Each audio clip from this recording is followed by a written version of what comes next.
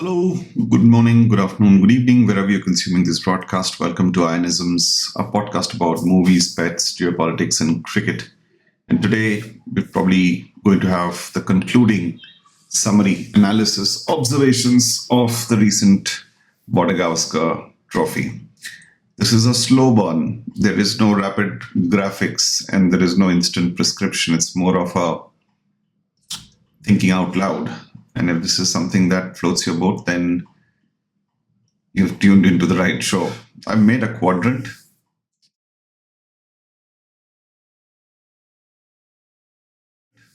Strength, weakness, opportunities, and threats.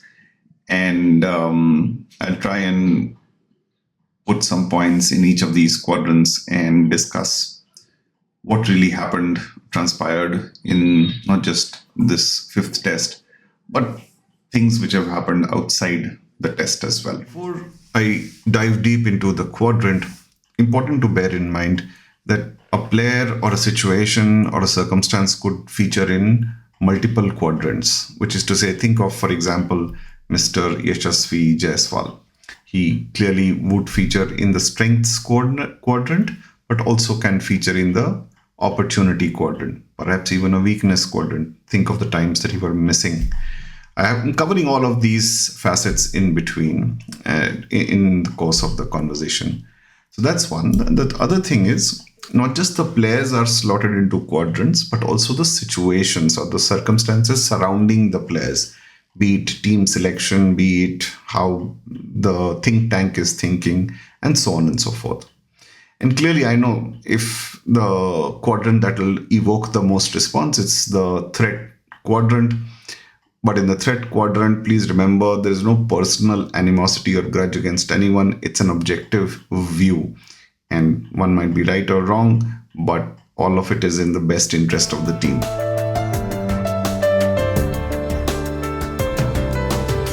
The strengths quadrant.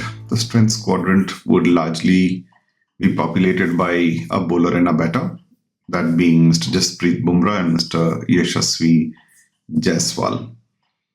I could also probably throw in Mr. KL Rahul and Mr. Nitish Reddy. If you follow management, they're not like at the top end of the strengths quadrant. They're at the middle to lower. So Mr. Nitish Reddy will be at the lowest end of the positive quadrant, and then Mr. KL Rahul. Now, some of you will think, why is Mr. Rishabh Pant not there in the scheme of things, or Mr. Siraj?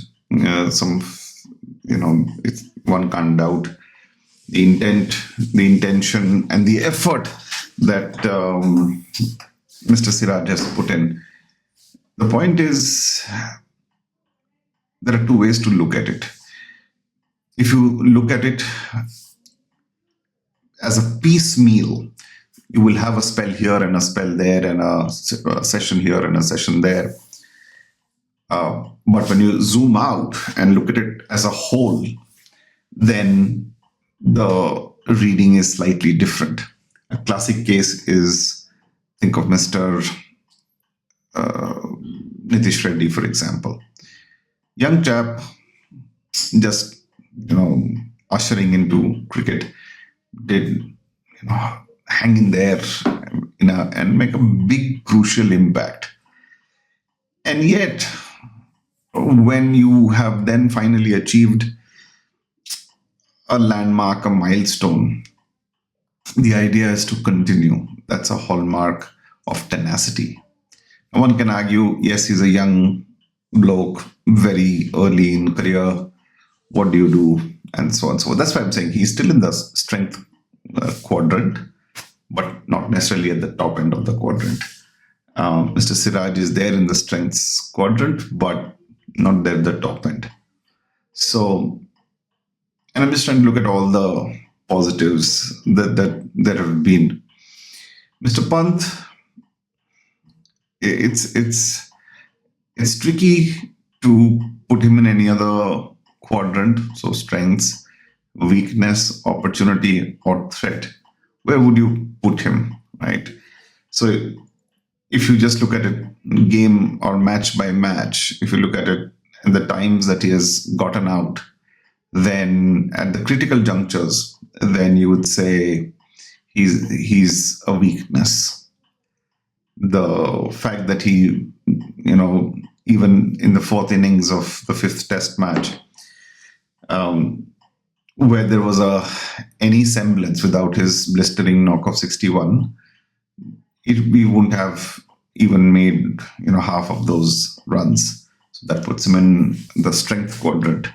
So very difficult to assess, but I'd say I lean towards weakness and or potentially a threat. I'll tell you why. An idea of this podcast or Ryanisms is not to be rhetorical or alarmist in nature. I'm merely looking at it from a game awareness, game situation, and as you must have heard this 100 million times, that if a bowler has bowled an unplayable delivery and a Jaffa and you got out to that, fair, that's understandable. But when you've thrown your wicket away and potentially cost the team a win, a victory, or a victory in that passage of play or whatever, that is unpardonable, given the fact that he has played almost 40 odd tests, if I'm not mistaken, right? So it's not like he's new, which is why, despite the heroics, despite the belligerence, probably put him as weakness and not yet at the threat quadrant. It's sad. Then you have Mr. Shubman Gill on amazing talent, but converting that talent, repeatedly making the same technical flaws, cross-batted, and you can call it the lazy elegance and lazy this and lazy that, but net of the story, it is not converted beyond the 20s and 30s. So he comes in the weakness quadrant. Mr. KL Rahul, just on the higher end of the positive quadrant, because he did not throw his wicket away. That's one thing that is very important to realize, that especially in marquee series where there's no place to hide, putting a price tag on your wicket is a prerequisite. Nobody needs to say this to you. You want to express yourself, play your natural game, and it's such a whole lot of BS. Of course, you play your natural game. Who's asked you to play an artificial game? But you have to play according to the session, according to the moment, according to the state of play, aka game awareness, match awareness, situation awareness. And so, which was very lacking with, say, Mr. Pant. Mr. Rahul at least displayed some bit of game awareness and tried leaving. And yes, technique-wise, he got out. Probably a couple of dismissals were tough dismissals given, but at least he didn't throw his wicket away. So I like that approach, that I really want to do well. It shows the hunger, it shows the ability to push and curb your natural instinct in favor of the game situation. The other bowlers, Mr. Prasidh Krishna, let's start with the recent. Yes, young transition, first match in the big stage, nerves and all that. But if I remember correctly, even in IP, he has repeatedly hit square of the wicket, indicating that he's bowling quite short of length. And at his height, ball, as it is, these are flat decks, and the ball comes at a hittable height. He refuses to change his length despite being hit, is something that has stayed with me. And even now, even if you saw how he sprayed the ball all around, could be a factor of jangled nerves and all. But come on, when you are at the highest level, then idea is to switch on from ball one. And clearly he was. It can work as a shock strategy, but it cannot. Otherwise, somebody like, say, a Bo Webster or some of the other taller bowlers like a Marco Jansen of South Africa would only have bowled short stuff, right? It has to be a stock delivery, a shock delivery, if you will, but you just can't keep bowling half trackers. down the leg side and everything. So control, length, even temperament. I mean, I thought he was a little more nervous being a fast bowler. At least the body language seemed to suggest so. Gingerly walking back, not like, like when you see Mr. Siraj, there's always like, I want to do something. I want to like, can't doubt on commitment, right? So, which is why Mr. Siraj still will be on the positive quadrant, strengths quadrant. But yeah, Mr. Krishna, weakness, certainly weakness quadrant. Then, if you think of Mr. Washington Sundar, absolute weakness quadrant. So, if you were brought in as a specialist batter, lower order batter, then you did not click and did not display the gumption that you needed to. Yes, you got a couple of decisions which were, well, you can go back grumpy, but not always, right? And you could partly blame this on the skipper, that, well, how did you plan to utilize once you did not have Mr. Ashwin? You chose to have Mr. Sundar, Washington Sundar, as a like for like replacement. Then, and if you knew that it was not a spinning track, then why have him and why not get another pacer early in?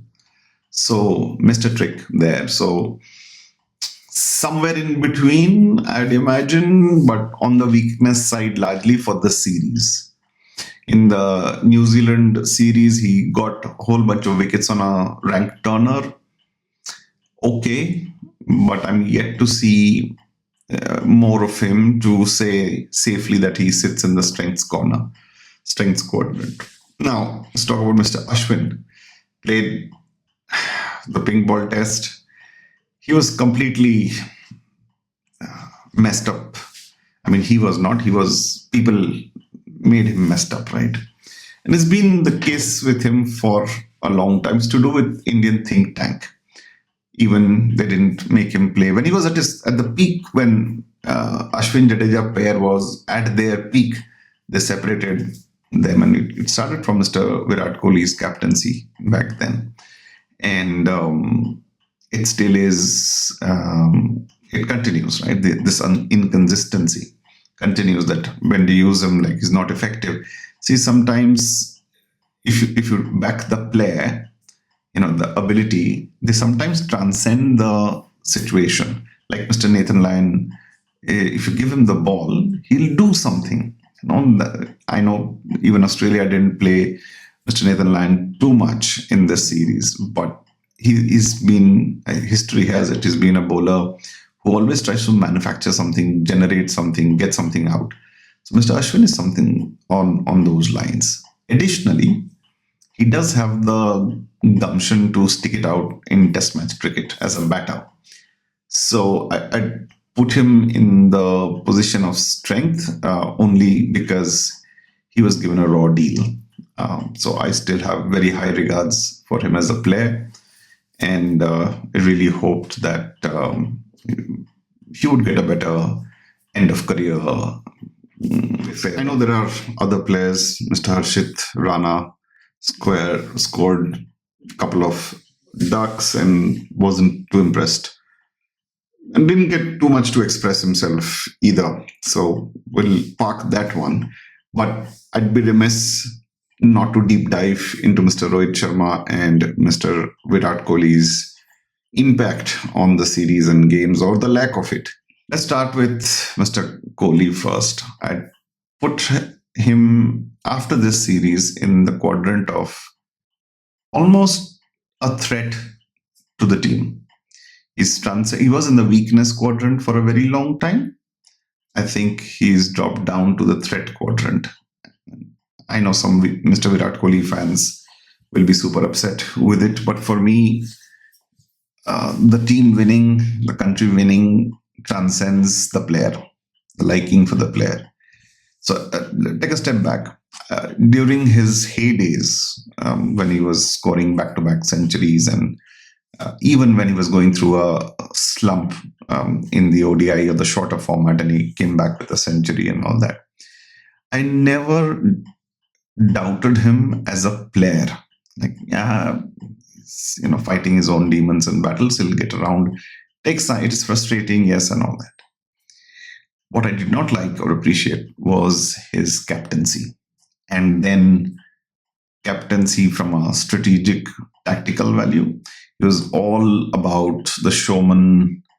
The showman in him was overtaking the the match awareness or the situational awareness. Yes, 60 overs of hell and all is good, but you don't never judge a captaincy by one stint or one spell. There was a reason why he was relieved from captaincy as well, right? So yes, every captain goes through a bell curve, and it was when under stress. Let's put it this way: he's not a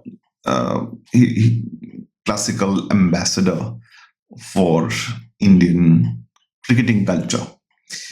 And there have been, I don't know him personally, so but most people tend to say that off the field he's a gentleman, very humble, and all that. It surprises me sometimes. Almost, I lean towards the fact that he's taking the Mickey out of you.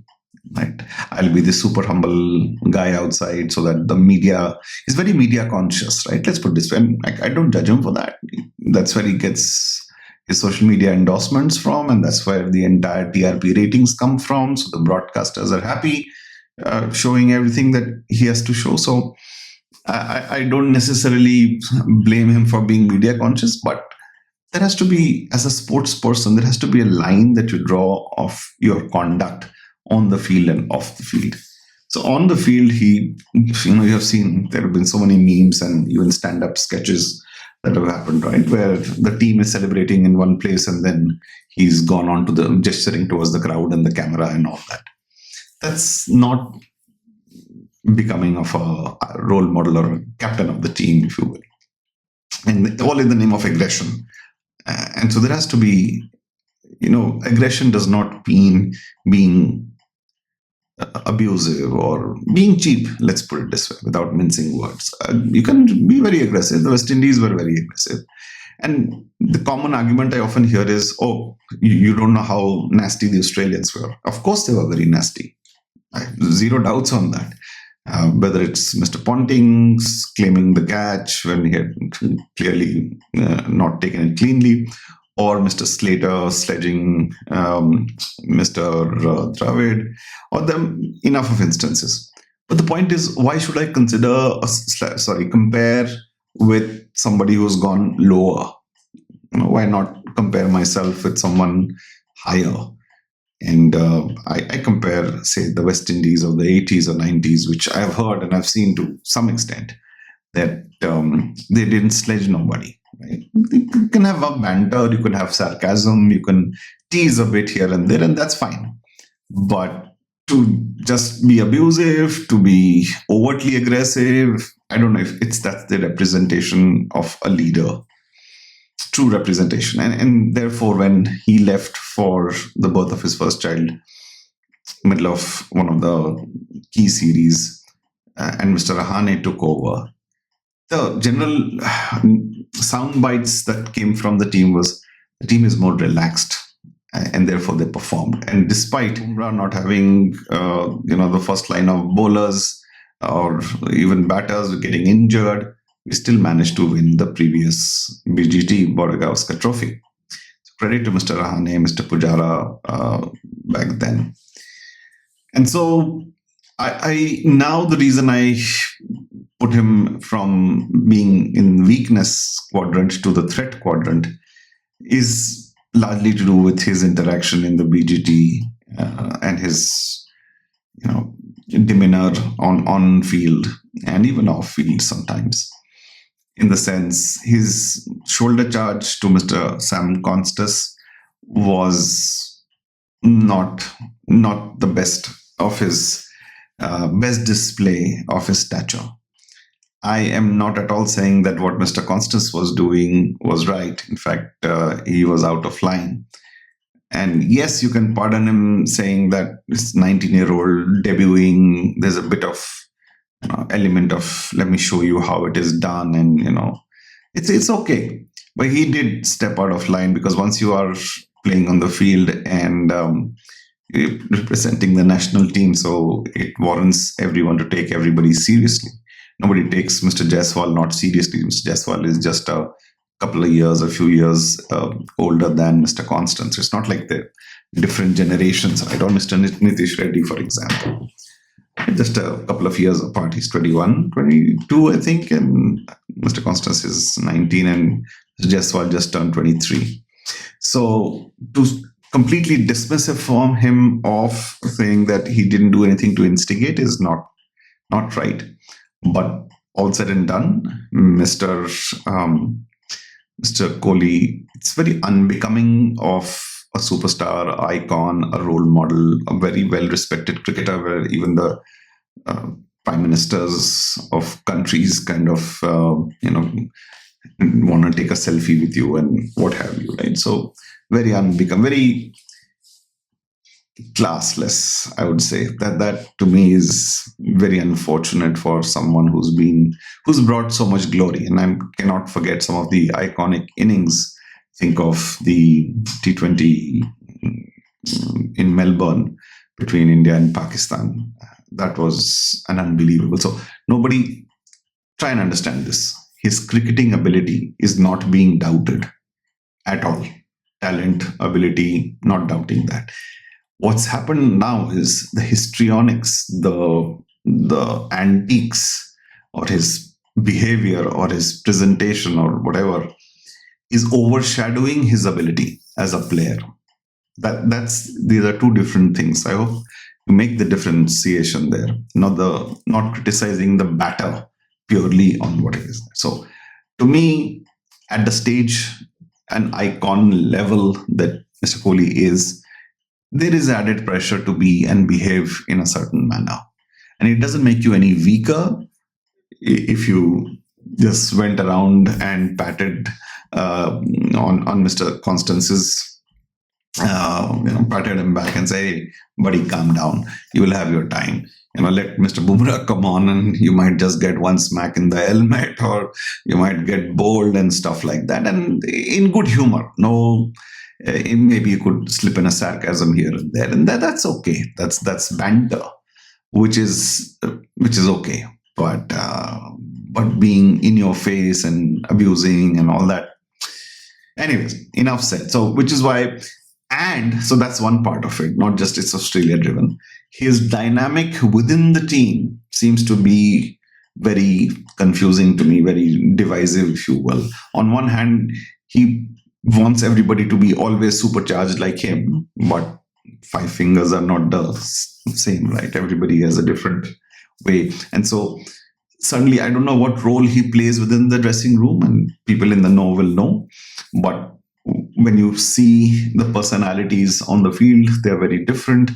And some of the commentary that he often does is borderline arrogant. And like I said, you can be good, and unlike, say, the 90s generation or the previous generation who were apologetic about being good, you don't need to be doing that. But then you also don't need to go on the other side and destroy a team culture, right? Which is, and you can argue, like, well, you're not in the dressing room. What do you know? But, we see, when you see somebody over 10, 12 years, 13 years very closely, and see how the personality has developed, and, there's a lot of information, we also deduce. You can't just dismiss it off completely. There is no smoke without fire, right? Otherwise, once Mr. Kohli left the previous BGT tour, the message from the team, and that's on record, that the team is now more relaxed. Why is that? Why did you need to create up a tensed up atmosphere within the team? I don't know. So some people in the know will know. And so after this series, so three things happened, right? So one, his behavior as a role model, that was one part. Then his team interaction, I don't know how comfortable he is with Mr. Rohit Sharma. All said and done, he probably wouldn't have been happy if that the captaincy mantle was almost taken away from him and given to Mr. Sharma. And yes, they have often hugged each other and clapped and high-fived, and we understand the media optics and all. That's okay. But I suspect that it is not in the healthiest space for a while now. And then the final bit of it is him as a batter, which erstwhile kept on, even the hard critiques said, okay, at least he's the batter survivor, he's the anchor, he is the leader. And that let him down from a mental standpoint and not from a technical standpoint. And so this getting outside the sixth stump, seventh stump weakness is not for just emerged in the BGT. It happened in his previous, I think, post 2018, 2019 patch as well, when he was struggling getting out. That was either he was getting out to the spinners. Zampa got him multiple times, as did Rashid. And he was not in. He was doing those cross-batted drives and flicks when all he needed to do was play straight, and many times he even got bowled. And then, but the weakness outside the off stump had begun to emerge, and he was just reaching out too far ahead. In fact, I bumped into Mr. Manjrekar at some airport, and I did ask him this question, and even Mr. Kumble. I think the general summary, if I were to paraphrase, was the muscle memory is so strong that he commits too far instinctually and cannot. And once you committed, you can't do anything about it. Now, my point is, you are a smart cricketer or you are not one. If you are a smart cricketer, then there is the mind over matter situation. But I suspect somewhere it is to do with making a statement. It's the ego taking over, and now it's out of control. So he tried that for some time, that I will show it them that this is the shot that I used to have the best booming cover drive, statement drive. I'll show it to them, and he kept missing. Now it has become an infection. It has just taken the better of him, and he's progressing in age, so the hand-eye coordination has gone down. And so A plus B plus C, as a batter, his ability has significantly dropped. So the mind is not working well, the technique is not working well, and the role model the role model chemistry, if you will, is also not at its best. So which is why he's, in my view, no longer very fit to be in the weakness quadrant, and probably touch upon the threat from a team perspective. Has he become toxic for the team inside, is the question. Now, there could well be, as often happens in cricket, that come the Champions Trophy, come another tournament, and he hits a century and plays a very fluent or a crucial knock. Does everything change? I still think it doesn't change. So, putting it out there, it could well be he does a splendid job at Champions Trophy and scores a lot of run, becomes the player of the series. Can happen, possible. But will it then say all of this was false? No, it wasn't false. It isn't false. Right? And so the real test then again will be when the ball moves in the 5-test series at England. Now, would you argue that in England, if he becomes the highest run scorer in 5 tests, will all of this be false? Well, at least the batting part will get negated, saying, yeah, if you've done well in England in a moving, seeming condition, bear in mind this time there's no Mr. Anderson to trouble. But still, that's not his problem that Mr. Anderson is not there. But if he kind of comes back and says, look, I did my mental math and now I'm a better batter, still okay. But the other things of the role, the aggression and all those things don't go away. His conduct on the field has to be a little more civilized, if I may say so. So enough said of Mr. Kohli, but that's where it stands as of now. And of course, if he doesn't do well further, he should automatically, be magnanimous and mature enough to say, yes, I had my time, and that's my time. Likewise, not likewise, but Mr. Rohit Sharma has not been given his due share, uh, I'd say, very early in his career. But if he looks back, he will say, yeah, largely I missed opportunity despite having oodles of talent. I missed scoring in the crucial moments, in the beginnings, and all that when it mattered.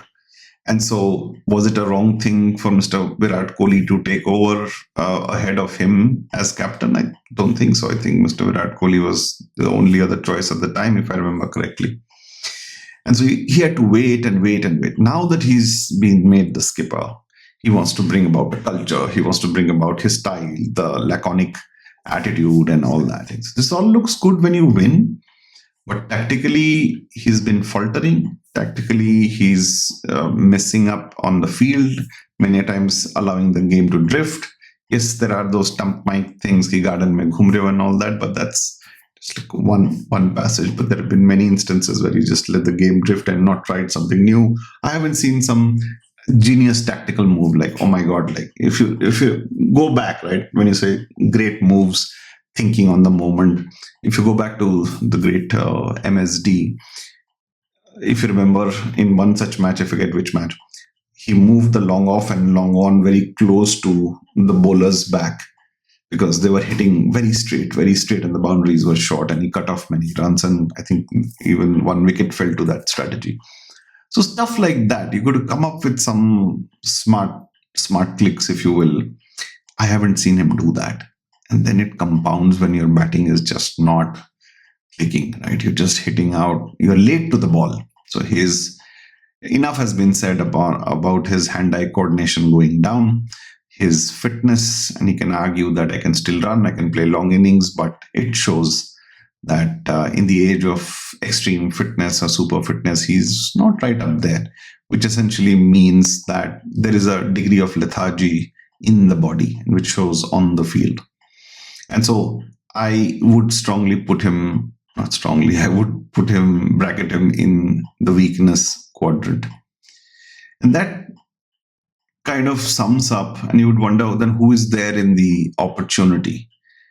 A lot of these new players would also, so think Mr. Yashasvi Jaiswal, he would be there in the strengths quadrant, and he would also be there in the opportunity quadrant. And the reason I say this, and you would think, oh, he scored 160 and a couple of 80s and all that. It's the manner of dismissal when you're on top. And I'm not talking about the Perth test match, but the one, even when he was on course of these 280s, there were periods of play where he was just off. He was trying to hit the ball outside of slash hard, go after, display aggression. I don't know if that was a team message to him, but if it wasn't, I thought there was an opportunity for him to recalibrate. You're in the zone, you've figured out, you've got your nerves behind you. Now it's time for you to settle down and convert that opportunity into a strength. So yes, he would still feature in the strengths quadrant and probably somewhat opportunity to do better. That I think I must have missed one or two players, but so be it. The other thing is about Mr. Gautam Gambhir and the support staff, or Mr. Morne Morkel. I forget who the batting coach is now. They need to be in the weakness quadrant, and Mr. Gautam Gambhir probably may not be still in the threat quadrant, but it's between the opportunity and weakness. It will feature in both these quadrants. Opportunity because all said and done, he's younger in mindset than, say, his predecessor, Mr. Rahul Dravid. So he could probably relate to some of the youngsters and could groom them and coach them better. Does he have the same equity with Rohit or Mr. Kohli? I don't think so. So yes, he says even some of his post-match press conferences are very cocky, are very in your face, and like false bravado and all that. You don't, as a head coach, you don't need to do that. And so yes, he's probably in that little, is one foot is in the opportunity quadrant and the other in the weakness, because you don't lose. Two back-to-back series, like 3 test matches at home against New Zealand, is not acceptable. That has to have consequences somewhere. So I suspect he should consider some other coaching assignment before being asked to do so by the board. And that leaves us with Mr. Ajit Agarkar and the other selectors and all. And this could be a between selector, coach, and the skipper. If you've taken Mr. Sarfraz Khan, especially when he's off one of the better innings, he was getting into the flow, as it were. Why would you not give him a chance? Sometimes it's just not. You don't always play to the pitch. You also play to the person's mindset, ability, the hunger in the person. The guy wants to do well. He's just broken down all. He's banged the door down.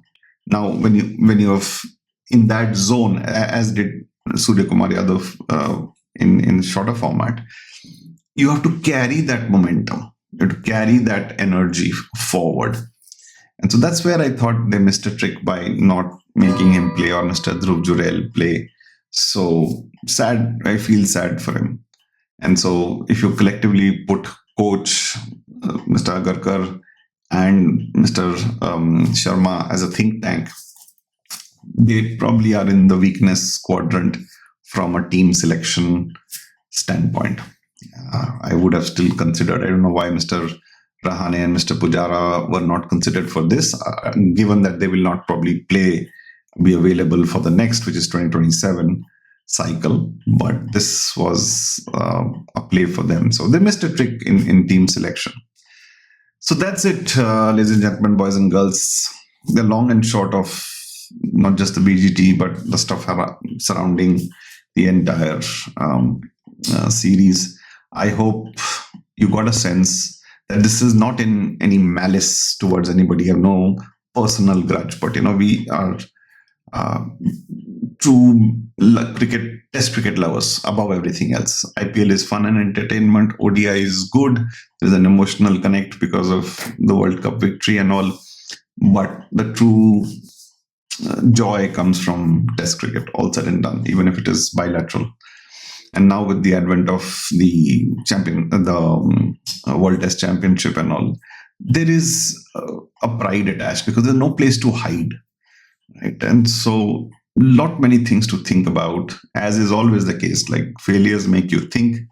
I just hope we are able to make progress. It's not that we won't lose again. You lose, but you don't lose in the same way. Much like Mr. Virat Kohli's dismissals, right? Of course, you will get out, but not get out in the same way. So you will lose matches every now and then, but not in a similar manner. India needs to prepare green tops every now and then to develop a bowler, right? Having just Mr. Bumrah shoulder all the load is not good enough. Yes, Mr. Shami is also there, but he's also advancing in his years. So you need to have an out-and-out pace attack. You came to Australia thinking, I will outbat them, but as if everybody would have told you, you need bowlers to take 20 wickets. Unfortunately, you missed the trick on that. And so BCCI, think tank, planners or whatever, they not developing. And you have tried Mr. Mukesh, you have tried Prasidh Krishna, you have tried few other bowlers, I forget the names, but none have really surfaced up. And question is, why not? And so hopefully Mr. Bumrah's iconic contribution, he is transcended into iconic zone now. He was always good. Will inspire many youngsters to take up pace bowling, because there is, Dale Steyn, or think of some of the best bowlers of all time. You will have the fast bowlers. Think of Mr. Wasim Akram and so on and so forth. So it's time India as a country, gave a couple more, top notch, top class 145 Ks kind of swing pace everything kind of bowlers. There are a couple maybe who can do that, but they're not yet ready material, if you will. So lots to think about from a pitch standpoint. Again, if the next test series you're going to have a rank turner and that kind of stuff, I don't know if that's the smartest way of going. Of course, you should have one, also have a green top, also have a flat deck, also have something for the batters and something for the bowlers. Mix and match. But Team India tend to go on one side and then get trapped in their own pitch reading theory, right? We messed up the World Cup, ODI World Cup final, misreading the pitch. We misread the pitch too many times, and even in this BGT trophy, overcast conditions. And you go argue that the fourth day, that the fourth innings, it would turn so much or be unplayable. But overcast condition, you won the toss, you should have bowled first and given them the charge. And you have taken 8 batters, so you're basically saying, I don't have confidence in my batting. But Australia's strategy was always to grind Mr. Bumrah down. Over-reliance on Mr. Bumrah would mean he would bowl as a result, as is the case, 150 odd overs. It was always Australia's plan. We just kind of got sucked into Australia's plans. That's where the bigger frustration is. They outplayed you technically, then they outplayed you mentally, then you got sucked into their set plans, and then you kind of also did not become the right ambassadors for Indian cricketing culture or India's representation, as it were. There is an element of dignity and everything. So all of this put together is clearly a cause of concern right now. And hopefully, when the men in blue and men in white test team turn up the next time, they play better cricket. Let's leave it at that. On that note, I know it's a difficult time. As much as we critique the team, let's not go rhetorical on them. Let's not go ballistic on them. We are fans. So we'll stick by them. We will turn up again when there's the next test match, and then keep hoping, because I always believe that hope is not such a bad strategy after all.